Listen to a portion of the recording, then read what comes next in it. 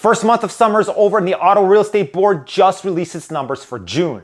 So are we finally seeing prices drop? Are the number of sales down again compared to May? What's really going on in the market anyways?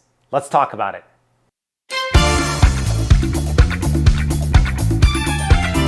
Welcome back and thanks for tuning in. My name is Andrei with the Medow Group, and if you're finding value in these types of videos, please consider subscribing and hitting the notification bell for upcoming content, and don't forget to smash that like button.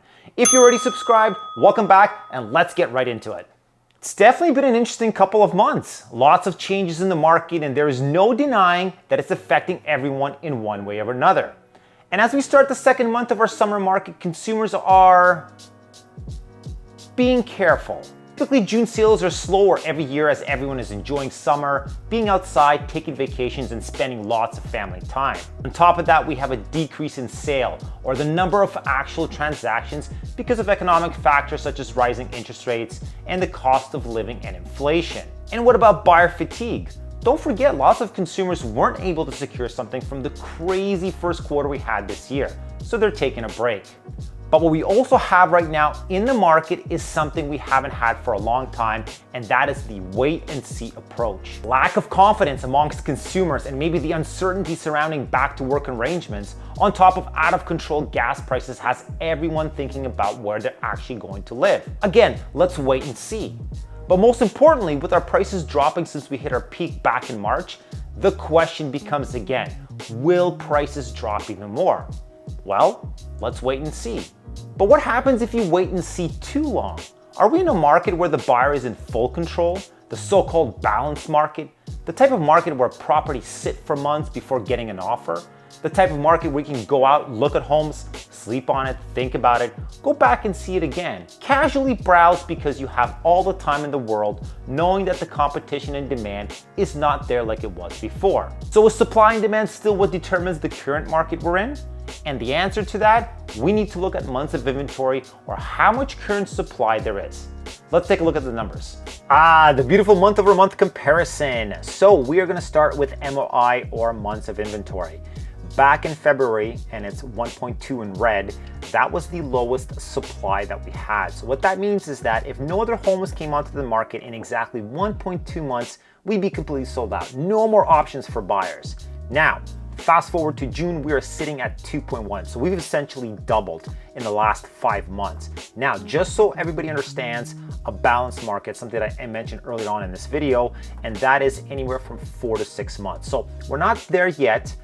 Do I think that we're going to hit a balanced market this year? I'm not sure.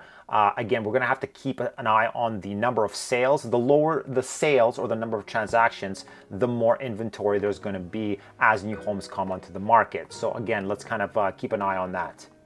Number of sales, as you can see, in February was 1,421, and then it spiked up in March, which was our peak. By the way, March was our peak in terms of highest prices or the value of homes, what that average sold price was. So for all categories, detached, semi-detached, townhouse, condos, March was the most aggressive month where the prices were at the top, and including the number of sales as well. Now, as we go into April, May, and June, the number of sales drop, and June again, we're sitting at 1,508 sales. So let's see what happens in July and August, especially with the new rate increase that is set to come out soon. In terms of average sold price, we went from 917 at our peak in March, and we've dropped down to 823. So a significant drop. Again, let's see what's going to be happening in the next couple of months. Same with semi-detached and townhomes. Everything kind of went from the 776 to 704, townhomes 726, all the way down to 646. So again, a good gradual drop, and that's what we want to see, a little bit more of controlled prices.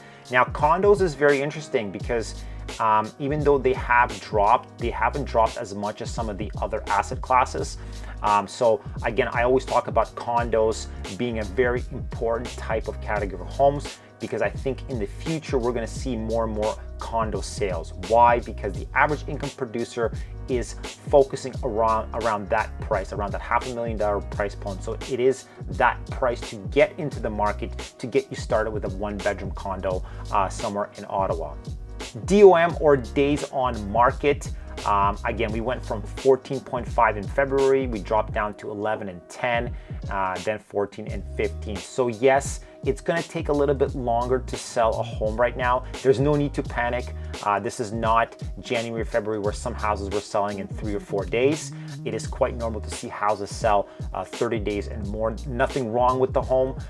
It's just that's the way the market is moving right now. Buyers are not as aggressive in the market right now. They're not feeling pressure to make a decision to go out, rush, and look at homes. What's important to understand is the year-over-year appreciation. So is there a difference with the average price compared to last year? So as we look at the different asset classes, we have detached that is still up 6.1% year over year. Same with semi-detached, up 2.2, townhouses 6.8. Let's keep an eye out on condos, only up just a slight bit, 0.8. So let's see kind of what happens there. I don't think personally that they're gonna drop, condos will drop too much. Again, as I mentioned, it is what the average income producer can afford in today's market. And for those first-time home buyers trying to get into something, this is what you should start off with. So again, year over year prices are up, month over month the sales and the transactions and the prices are down. Let's see what happens. Again, we are in summer,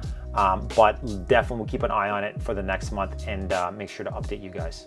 I'm curious to know what you think. Will prices continue to drop in July and August as we're due for another rate hike? Or will we see a repeat of last summer and see more consumers get back into the market for early fall? Thanks for tuning in and catch you in the next one.